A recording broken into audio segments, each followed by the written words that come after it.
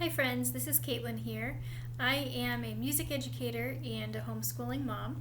My background is in elementary education, music, Spanish. I've been teaching music classes and music lessons since I was about 16.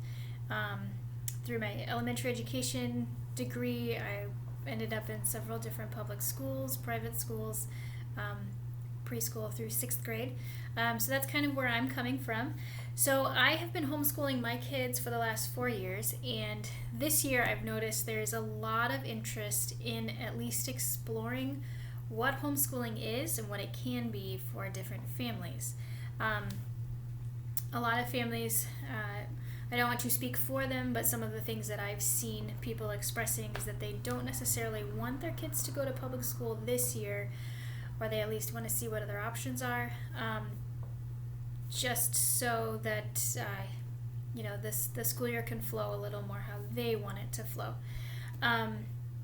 So I wanted to show you some of the things that I use, and in the other videos I've covered different topics. Today I'm just going to cover the Bible curriculum that we use. This isn't for everyone. Not everyone's interested in a Bible curriculum. I wanted to make sure that I covered my bases with this. So I found a curriculum called Telling God's Story, and I found this like 4 or 5 years ago. And I started by reading a book that I don't have on me at the moment, though it's on my bookshelf. That's like an introduction to this curriculum for parents or teachers, and it just kind of explains what every year covers and why they approach teaching the Bible in this way that they do. So kind of this summary, which I won't do it justice, but in general, this Bible curriculum seeks to teach kids about Jesus first for all of elementary, and then jump into Old Testament and prophets and all of that. So they're not saying that the Old Testament isn't important, but they're saying that we want our kids to know who Jesus was, what he was about, what he taught, what his character was like.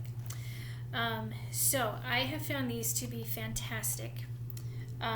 This is our 3rd year, and every year, so years 1 and 2, covered Jesus' life, and I don't remember exactly how it's broken down, but we've covered miracles, some parables, a lot of just kind of the like Sunday school stories of how Jesus gathered his disciples, how he was born, and all of that. So this year in year 3, it's called The Unexpected Way. I find these on Amazon usually. There's probably other places, but we are Prime subscribers, so often that's my go-to spot for curriculum. Whoops, where was I gonna see? So this year 3 covers stories Jesus told, miracles Jesus did, who Jesus is, teachings of Jesus, Jesus' early life, followers of Jesus, kingdom values, Jesus' opponents, and end of Jesus' life. And I would say that every year kind of covers those things, but it covers different passages of Scripture. Last year, with year 2, we were in the book of Matthew a lot. So we'll see where this year has us.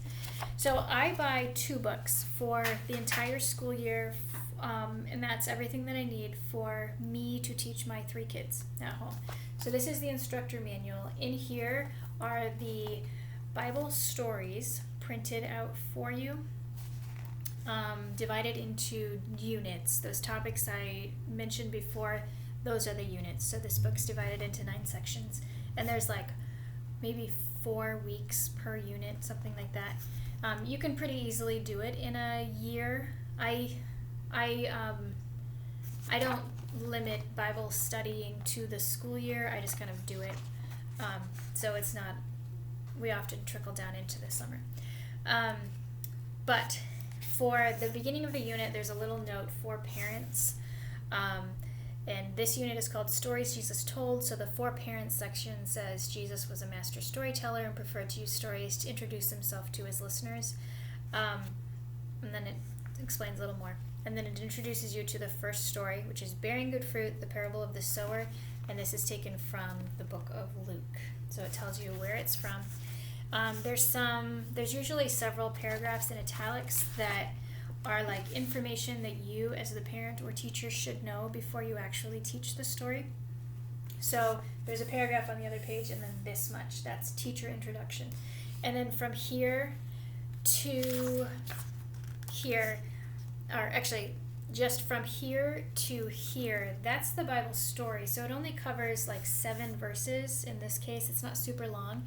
And then here is some explanation, and it's kind of like a lot of Sunday school curriculums would have. Like there's maybe a synopsis of the story, putting the story in your own times, some thought-provoking questions, that kind of thing.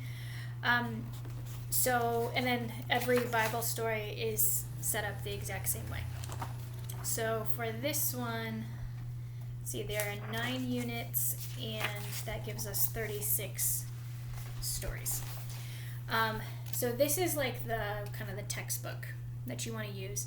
Sometimes I will read the story several times through the week, but I might find like the story in a storybook Bible maybe to read, or I might, as my kids are getting older, I might have them maybe read some out of their own Bibles, because I want them to become familiar with what is in their Bibles and how to find it.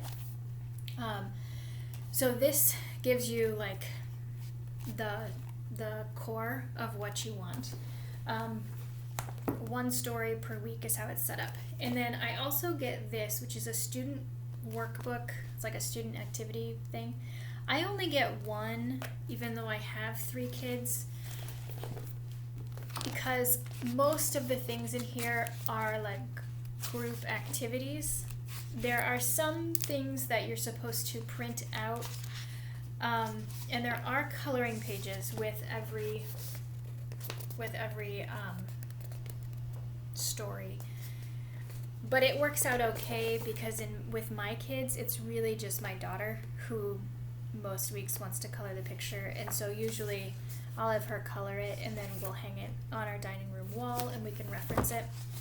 And I think there's some like visual prompting, like when you see the picture, that it reminds you of what we were reading earlier in the week. So most lessons have like 3 activities, 2 to 3. I don't do all of them, because sometimes it's more like crafty, or it's more than we have time for, and that's why I will sometimes pull out a picture book Bible or read it again out of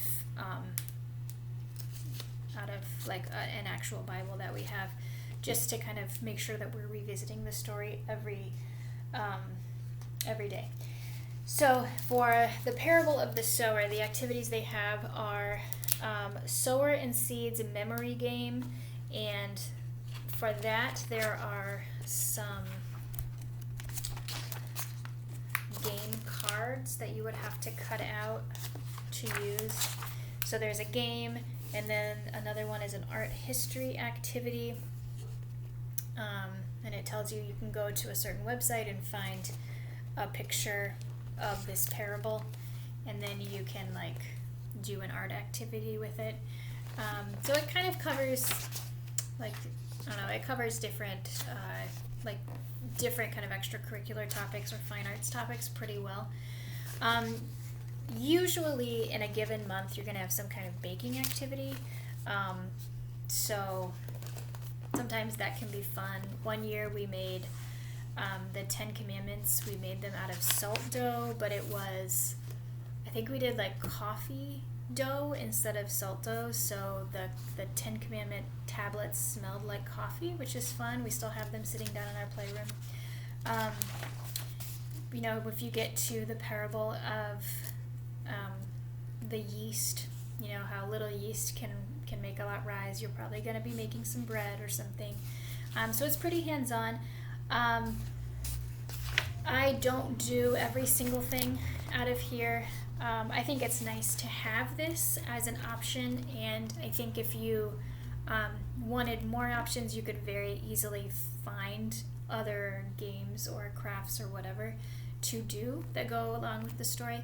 I use it just kind of as, I don't know, just as something fun that we can do to make the Bible story memorable and to really stick in my kids' minds. So that's what I use for Bible curriculum at our house, and I think it's really good. Like I said before, I can find it on Amazon, and I'm guessing you can find it probably from other Christian book distributors. And yeah, you should be able to get your hands on it. So I think it's very good. If you're interested in just learning more about it, I would check out, I would Google Telling God's Story, because it's going to take you to the website. It's published by Olive Branch Books, and it's written by Rachel Marie Stone. But I believe there is a website that will tell you a little bit more about it and give you a link to the parent book that introduces you to the entire series. So that's what we have for Bible. I hope that's helpful for you. Please feel free to share this video with anyone that you think might be interested. And I wanted to end also with, if you're interested in finding a music curriculum for your kids this year, you can check out caitlinandpeter.com and find some information about some of the online music classes we are offering this coming semester.